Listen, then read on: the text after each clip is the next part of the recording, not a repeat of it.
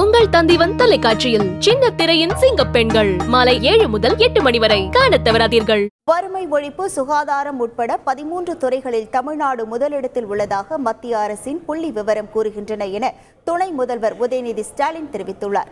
விருதுநகரில் நடைபெற்ற அரசு விழாவில் பேசிய அவர், தமிழ்நாட்டை சேர்ந்த விளையாட்டு வீரர்கள் உலக அளவில் சாதனை படைப்பதாக பெருமிதம் கொண்டார்.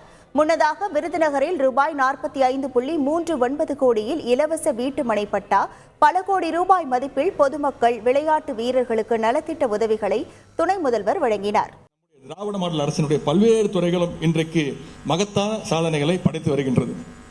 வறுமை ஒழிப்பு, சுகாதாரம், கல்வி, வேலைவாய்ப்பு, மகளிர் நலன் உள்ளிட்ட 13 துறைகளில் தமிழ்நாடு முதலிடத்தில் இருக்குதுன்னு நான் சொல்லல, ஒன்றிய அரசுடைய நிதி ஆயோக் புள்ளி விவரங்கள் தெரிவிக்கின்றன.